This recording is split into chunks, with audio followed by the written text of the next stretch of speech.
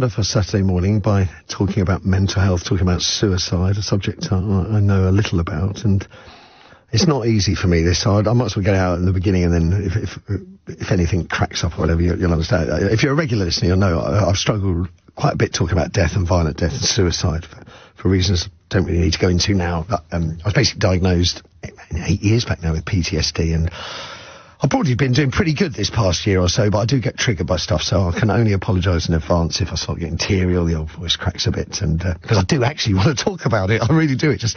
It doesn't come easy. Quite difficult just preparing this piece. But there are three very good reasons for having this conversation today. The first one is Prince William, and he's all over the front pages after doing a damn good job, I would say, trying to manage his emotions while chatting to a woman whose husband had committed suicide. And then we have the crowd that turned out to see off boxing legend Ricky Hatton up in Manchester. Amazing pictures, a very touching picture of Liam Gallo blowing a kiss to the coffin. And if you know anything about Ricky Hatton, you'll know that he has had suicidal thoughts in the past. And then the third really excellent reason for talking about it is that it was World Mental Health Day yesterday. The annual signpost in the calendar, I think, might well explain the timing of Prince William's conversation with this mother, Rhiannon Mannings, whose husband Paul took his own life, just 5 days after their son George, I think he was just one, suddenly fell ill and died later in hospital. If you could say something, or wanted to say something to Paul, what would you have said? I would just like to sit him down like this and just say, why didn't you come to me? Because he's missed out on just so much joy, and we would have been okay. And I think that's what the hardest thing is. We would have been okay. You okay? I'm sorry, it's hard to ask you questions that I know. Hard, and you've experienced loss yourself. It's okay. So that resulted in Prince William fights back tears as widow talks, the kind of headlines that I was seeing. Although I'm not sure such phrases as fights back tears are particularly helpful, as I'm always being told it's okay to cry. Now, I've got to cry and get rid of all that pent-up emotion. And fighting to hold back tears, some might say, is indicative of a poor grasp, perhaps, on the subject of mental health, because the purpose of that interview was to address suicide and to talk about suicide prevention. And we've got to talk, is their conclusion. Now, sadly, my experience has been that talking doesn't always help. Sometimes medical intervention is what's needed, but treatment can be, at times, very difficult to obtain. And I guess that's why Mental Health Day, Mental Health Day is so important, as it enables us to have these kind of conversations. So if you've lost a loved one to suicide, or perhaps thought of ending it all, you can feel free to share. I can assure you, as you can probably tell, you are not alone.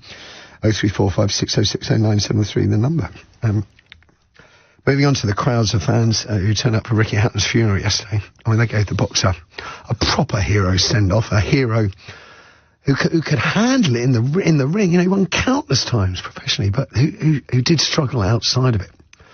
Now, Hatton's poor mental health was triggered by upsets in his boxing. I think first after losing to Floyd Mayweather in 2007, I think he went off the rails for the first time, then drinking, falling out with his family, his nearest and dearest, struggling with suicidal thoughts.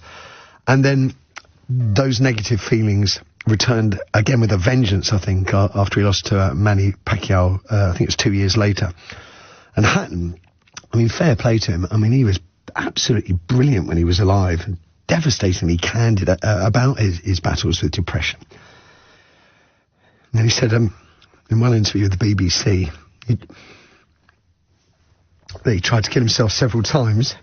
He used to go to the pub, come back, take the knife out, sit there in the dark, crying hysterically.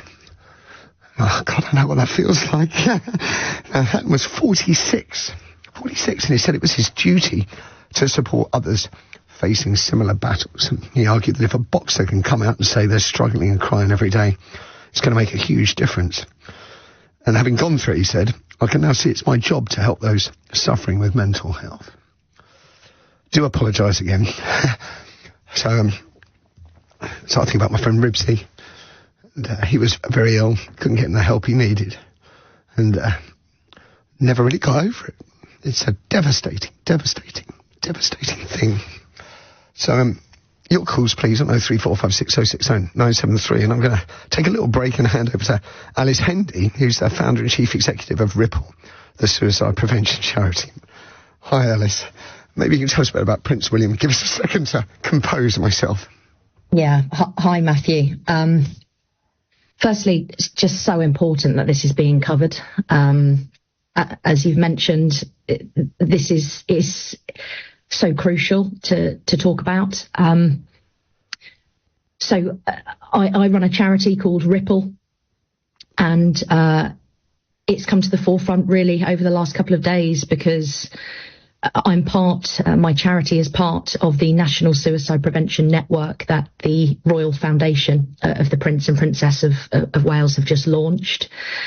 And I think it's just really fantastic, actually, that they're focusing on suicide prevention, because over the last few years, we've really seen a shift in talking about the topic of mental health, and it's become less taboo. But certainly there's still a huge amount of work to do when it comes to suicide prevention. It's still a scary word. It's still a topic that people find incredibly, incredibly difficult to speak about. But it's just so important. And listening to you speak this morning, watching you as well has been tough. And I know how that feels firsthand, because I set up my charity in memory of my brother, Josh, who took his own life on Wednesday, the 25th of November, 2020. And he was 21 years old. He was my only sibling. He was my best friend. And the first we knew of it was when 2 police officers came knocking at the front door to sit us down and tell us that he was no longer here. So life for my parents and I completely stopped really at that point. And every day since is a struggle and a battle. But one of the ways I keep going and have a purpose is through my charity Ripple, because it's there as a beacon of hope. It's helping people every day. And what more could I do in Josh's memory than to help other people who are going through something similar? The message that comes across is always talking. And in my particular experience with my friend, that wasn't the issue. It was actually a lack of medical support, I would say. With you and your brother, you said your best friend, the conversations you had, was it a lack of talking, a lack of candid conversation? Did you feel that had a part to play, or were other factors brought into bear? I think everybody's different, right? Yes. Everybody's got mental health and everybody deals with things differently. Some people find talking therapies incredibly, incredibly helpful. Some people find that courage and that bravery to speak to somebody close to them, a family member, a friend, and it helps them. It lightens the load. But to other people, it doesn't. And as you said, medication might be the way forward, and so on. And sometimes it's all of the above. Sometimes it's a combination of lots of different things. I think if I look back on my conversations that I had with Josh, frankly, I was uneducated. I was uneducated in the topic. I didn't know the right things to say. I didn't know how to validate. And I don't think I understood mental health. Okay. Can we go back over those points and maybe you can talk us through them? Okay, so the right things to say, for example. I mean, I'm completely at a loss as to what the right things to say might be. So I'm all ears. Again, this can vary depending on the person that you're speaking to. It's extremely important to listen more than you're talking to the person if they're opening up about their suicidal thoughts. It's a case of not projecting your opinions onto them. Comments like, other people have got it worse off. How could you be so selfish thinking about this? Those kinds of comments are extremely unhelpful, because actually, when you're saying, well, other people have got it worse, it's not that bad. Well, actually, to that person, it might be. And it doesn't matter, actually, if you've got an amazing family, a nice car, a lovely house, a job, because what happens in your mind, it doesn't correlate sometimes with what you have on the surface. So no matter how great you think someone's life is, that doesn't necessarily equate to them feeling great inside their head. So saying comments like, other people have got it worse, or it's not that bad, is very unhelpful and doesn't validate how they're feeling. In actual fact, you're then potentially making that person feel guilt, because they shouldn't be feeling the way they are. And if I was to sort of flip the argument on its head and now say, what, Alice, would you say to people who are struggling at the moment? And again, I find conversations about mental health as a society lump in the suicidal with people having bad days, and I don't think that's been particularly helpful. But for those that are really struggling, are there any messages you would like to get out, Alice? I'm sorry, I can see. It's hard to talk about this stuff. It's hard, yeah. It's really hard. You mentioned at the top of the call that there's, waiting lists, and it's a pretty dire situation out there if people are struggling and need help, right? And waiting lists are not helpful, because if people are suicidal, they need help now, not in 6 months' time. There are amazing support services out there that you can access now.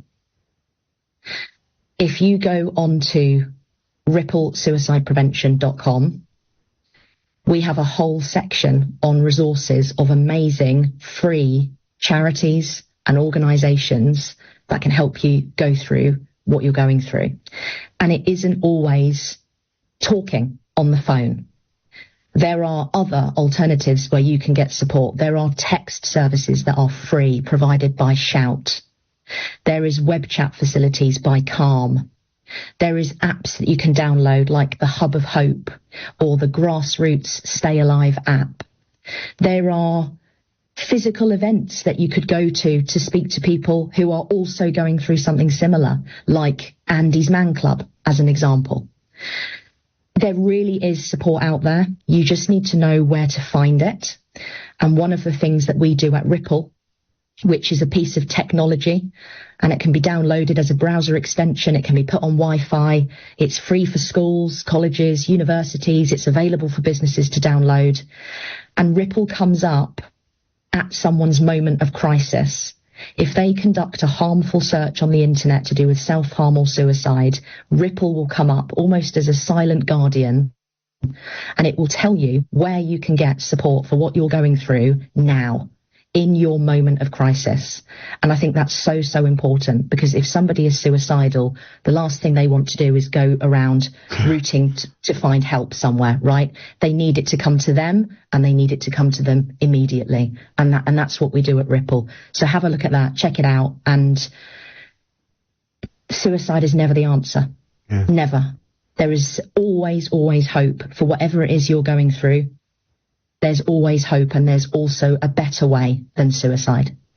And it probably goes without saying, but I'll say it anyway, you speak beautifully. My condolences on your loss, on Josh. And thanks for joining us, Alice Hendy there, Chief Exec of Ripple, the suicide prevention charity. I've just put myself back from the brink and I'm losing myself again. 0345 6060 973, the number for your calls. We'll hear plenty of them after we check in with Dominic Ellis for the latest LBC News headline.